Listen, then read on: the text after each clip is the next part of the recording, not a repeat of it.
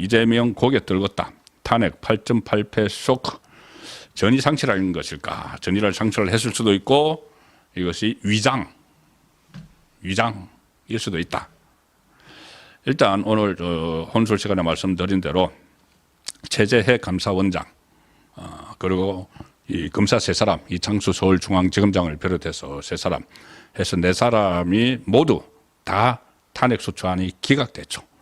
헌재에서 다 기각됐습니다. 전부 다 만장일치 8대0.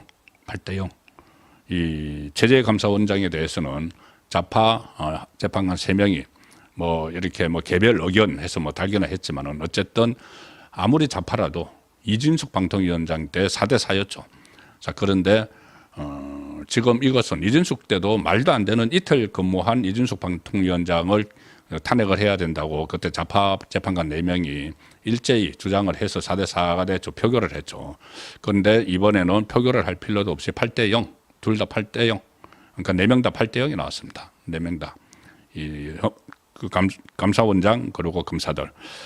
그래서 특히 이것이 현재의 윤석열 대통령 탄핵 선고 직전에 나온 것이기 때문에 지금 줄기각이 된 이것이 일단 여론에 영향을 미칠 수가 있습니다. 여론에 정말 지금까지 뭐 29번을 탄핵을 했는데 윤석열 대통령 정부 들어서 지금까지 선고된 것이 8건인데 8건 윤석열 정부 들어서 8건이 선고가 됐는데 8건 전부 다 기각입니다.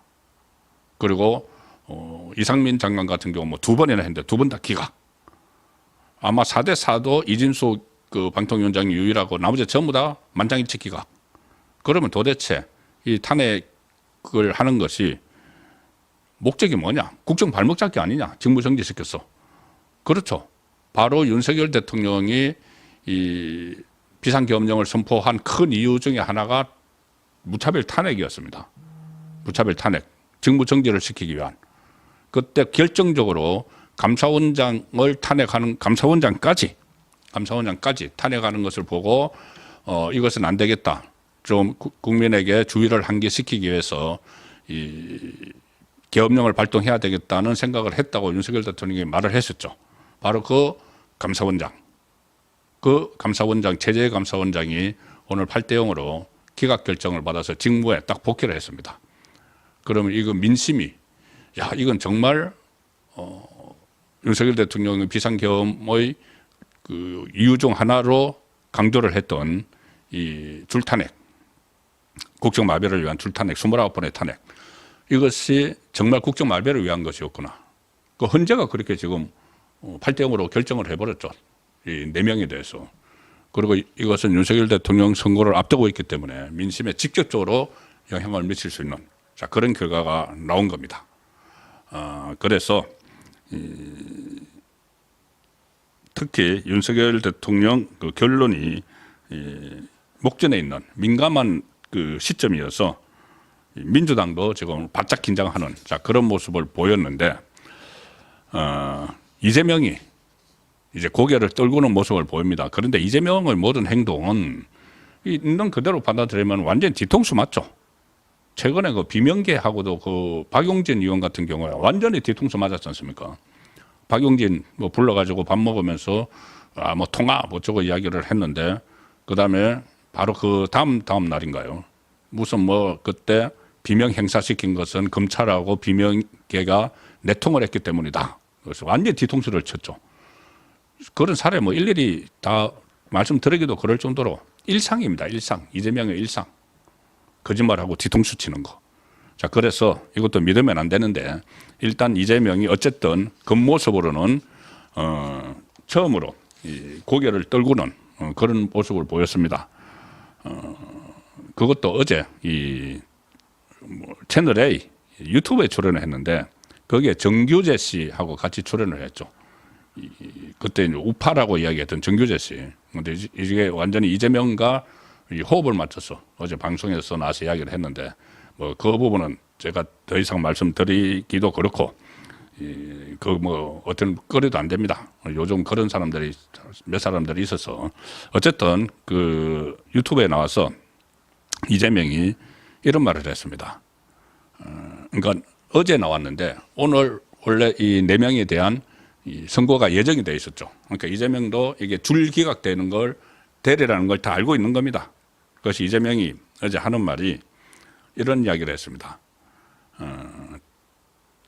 고위공직자 줄 탄핵으로 정부 기능을 마비시켰다는 비판에 대해서 이재명이 어제 많은 건 사실인데 이 탄핵이 좋다고 했겠느냐, 우리라고 뭐 좋다고 했겠느냐, 비판이 있을 것을 우리도 안다. 이런 말 처음이죠. 그러니까 이게 위장, 교묘한 게 뭐가 숨어 있는 겁니다. 우리도 아무 잘못 없다고 생각하지 않는다. 민주당도 잘한 건 없고 잘못한 게 있지 않냐는 말에 동의한다. 예를 들어 권력을 과하게 썼다는 지적을 할 수 있다. 어쩔 수 없었다는 생각이 강하지만 되돌아보면은 우리가 완전 무결하게 잘했다. 문제 없다고 말하기는 어렵다. 자, 이렇게 마치 고개를 처음으로 사실상 떨구는 그 표정을 지었지만은 이게 과연 진정성이 있을까? 절대 그렇지 않습니다. 전략적인 제스처일 가능성이 훨씬 더 높죠. 그리고 오히려 이런 그 상황을 만들면서 또 줄탄핵을 자기들이 했죠. 그리고 이제 줄 기각되니까 이 본인들이 뭔가 이렇게 좀 후회하는 듯한 그런 모습을 보이면서 안심을 시켜놓고 다른 사람들은 다 그 기각을 하고 윤석열 대통령만 집중적으로 그 마흔형을 집어넣든지 해서 문형배와 같이 윤석열 대통령을 인용을 하기 위해서 이렇게 가는 것 아닌가. 전체적인 분위기를 다른 사람들은 다 기각을 하고 거기에 대해서 기각을 줄 탄핵을 하는 데 대해서 이재명이 마치 반성하는 듯한 그런 위장을 하고 결국은 윤석열 대통령 인용의 모든 것을 맞추기 위해서 주변을 이렇게 분산시키는 것이 아닌가. 그런 음모론도 있다고 제가 한번 말씀을 드렸죠. 그 부분은 충분히 경계를 해야 됩니다. 경계를 해야 되고 그 음모론에 대해서 경계를 하고 그렇게 되지 않도록 그 힘을 모아가는 자 그런 상황이 있어야 되는 것이죠.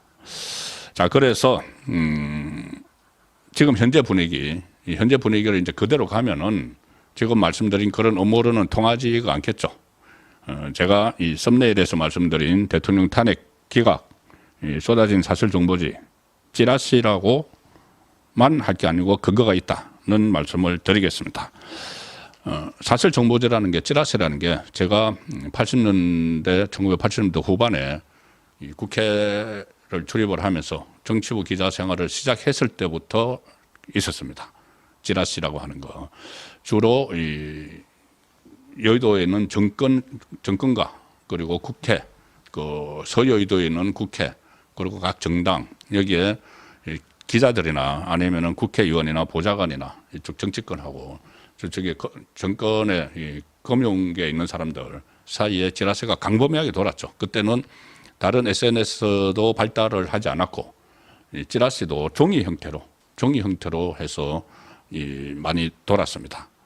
자 그리고 그때 여의도에 있는 동여의도 정권가가 모여 있는 그 여의도에 있는 한 건물 무슨 제가 이름은 말씀을 안 드리겠지만은 아주 오래된 건물이 있는데 그 빌딩에 여러 개의 사설 정보업체들이 들어가 있다는 것이 그때 다 알고 있었죠. 뭐 정치부 기자들이나 국회 쪽 사람들은 알고 있었는데 주로 거기에 이제 기자 출신이나 아니면 대기업에도 정보팀이 있습니다.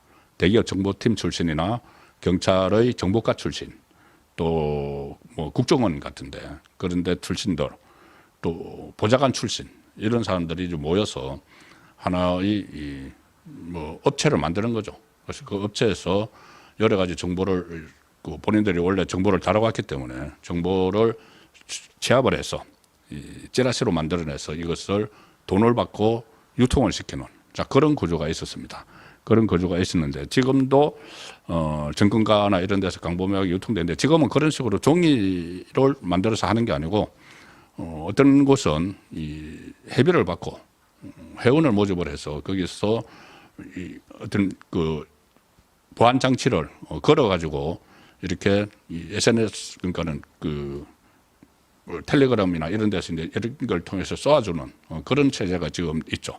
그리고 그런 그 사실 정보지 외에 또 하나 지금 많이 돌아다니는 것이 뭐냐면은 SNS가 상당히 발달했기 때문에 여러 가지 정보들이 각 언론사 같은데, 다른 예를 들면 각 언론사 같은 데는 기자들이 정보 보고를 합니다. 기사를 쓰는 것과 별개로 기사를 쓰기에는 확실하지가 않고, 그런데 그런 낌새는 보이고 하면은 정보 보고를 하죠. 그러면 그 정보 보고도 그 친한 그 가까운 사람들끼리는 이렇게 유통이 되는, 뭐 돈을 받고 돌아다니는 건 아니고 서로 이제 교환을 하는 상황이 있을 수도 있죠. 서로가 가지고 있는 정보를 이제 교환을 하면서 이것이 또 서로 많이 알게 되는, 자, 이런 것들이 있는데, 어쨌든 그것들은 이제 뭐 사실 정보지와 뭐 언론사의 정보 보고는 좀 다르기는 한데, 그것들이 혼합이 돼서 계속 퍼집니다. 퍼지는데, 저도 그 중에서 상당 부분을 여러 루트를 통해서 받고 있죠. 받고 있는데, 물론 거기 보면은 좀 믿지 못할 것도 있지만은, 지금까지 쭉 제가 경험을 한 바에 의하면은 이게 나중에 보면은 사실로 확인이 되는 것도 상당히 많습니다. 저는 그 비율이 한 6대4나 7대3 정도는 됐다고 봅니다. 제가 지금까지 경험을 한 것은 사설 정보지, 정권가나 여의도에 놔두는 그 사설 정보지 같은 것들이 나중에 보면은 이게 진짜였구나. 그 확인되는 비율이 한 6, 70%는 저는 됐었다고 기억을 합니다. 자, 그래서 제가 오늘은 좀 다른 시각에서 말씀 드리겠다고 했듯이 지금 여러 가지 다양한 정보든 첩보든 이것들이 사실 정보지를 통해서 나오고 있는데, 대부분은 이 부정적인 것보다, 그러니까 뭐 인용 이쪽보다는 이 기각되는 쪽에 초점을 맞춘 그런 정보지들이 상당히 많이 좀 퍼지고 있습니다. 확산이 되고 있습니다. 여러 가지 형태가 있는데, 내용들은 뭐 대충 다 뭐 비슷합니다. 예를 들어서 현재의 내부 분위기가 지금 경론을 벌이고 있는데, 그 4대4 뭐 계속 나오는 이야기죠. 인용팀 4, 기각팀 4, 4대4가 여전하다. 그래서 어쨌든 만장일치는 이제 물 건너갔고 4대4 이야기가 나오고, 사실상 기각적으로 기울고 있다는 이야기도 있고, 지금 민주당이 그래서 바짝 긴장을 해서 어제 말씀드린 대로 우원식 국회의장까지 기자회견까지 하면서 40억을 투입을 하려고 하는 그런 시도들이 있다. 40억이 들어가야지 어떻게 하든 끼에 맞춰서 구인을 맞춰보겠다는 것이죠. 자, 그런 시도들이 있다는 것이고, 전방위적으로 이 최상목 권한대행을 압박을 하면서 일단은 다른 변론이 끝난 오늘 그 검사 3명이나 아니면은 감사원장처럼 변론이 끝난 사람들을 먼저 이렇게 선고를 하면서 40억이 들어올 때까지 시간을 끌고 있다. 이런 분석들이 지금 주류를 이루고 있습니다. 민주당의 법사위원실을 중심으로 해서 그 탄핵 기각설 뭐 이런 것들이 광범위하게 퍼지고 있고, 특히 윤석열 대통령에 대한 구속 취소로 분위기가 완전히 확 바뀌었다는 이야기도 많이 나오고 있습니다. 구속 취소의 큰 사유 중에 하나가 절차적 정당성 문제죠. 절차적 정의, 절차적 정당성을 결여를 해서 대통령의 이 신병을 확보를 해놓으면 안 된다는 건데, 현재도 마찬가지로 절차적 정당성 논란이 있기 때문에 각하 쪽으로 갈 수도 있다. 이런 것도 내용들도 많이 들어가 있습니다. 그래서 최상목 권한대행을 막 압박을 하면서 40억에 대한 임명을 촉구를 하고 있고, 또 이 민주당 지도부도 그동안 마원혁 임명에 대해서 뭐 사활을 걸다시피 해서 이것을 만약에 하지 않으면은, 임명을 하지 않으면은 최상목 대행을 그때 탄핵을 하겠다고 했다가 이게 탄핵을 하면 역풍이 불 것 같아서 탄핵 카드는 이제 접는 걸로 이렇게 보이는데 다시 이 탄핵 카드를 꺼내 들었다는 이야기도 많이 나오고 있습니다. 자, 그런데 지금은 그게 좀 어려워졌습니다. 왜 그러냐 하면은, 오늘 그 4명에 대해서 탄핵을 기각을 해버렸죠. 그래서 8대 0이 돼서 단 한 명도 인용이 안 되는 이 상황에서 민심이 이거 뭐지 도대체? 지금 윤석열 대통령이 줄탄핵 때문에 국정이 마비됐다는 것이 그 진짜가 아닌가 뭐 이런 생각들을 갖고 있는 상황에서 만약에 최상목을 탄핵을 한다거나 또 뭐 심우정 검찰총장을 탄핵을 하면은 그것은 감당하기 어려운 역풍으로 돌아오겠죠. 그래서 이재명은 그것은 하지 못하고 있습니다. 그리고 또 뭐 이 소위 말하는 찌라시, 그러니까 그냥 찌라시라는 건 부정적인 의미지만은 어떤 정보지나 지금 그 여러 가지 정보 돌아다니는 정보를 보면은 어쨌든 윤석열 대통령에 대한 기각 기운이 확산이 되는 그런 상황이고, 최근의 그 이재명이 여러 가지 말이나 어떤 표정이나 이런 것을 보면 굉장히 다급함을 느끼게 되죠. 다급함을 느끼게 되는 것도 이재명이 어떻게 보면은, 제가 어제 빨대라는 표현을 썼죠. 빨대를 꽂아놨다. 헌법재판소에. 뭐 문형배도 그렇고 둘 사이는 뭐 연수원 동기고 또 좌파 서클에서 같이 활동을 했고 SNS로 서로 교감을 하는 사이죠. 자, 그런 그 문형배로부터 또는 정계선의 남편, 그리고 정계선의 남편과 또 그 소추 인단의 이 김희수가 같은 그 동종업체 같은 그 로펌 같은 데 있죠. 같은 법인에 있죠. 그래서 그쪽으로부터도 서로 이제 정보를 받았기 때문에 현재 내부의 정보를 수시로 받기 때문에 이재명이 최근 들어서 뭔가 쫓겨는 다급한 모습을 보이는 것 아닌가, 그런 상황도 이 정보보고 같은데 광범위하게 지금 들어가 있습니다.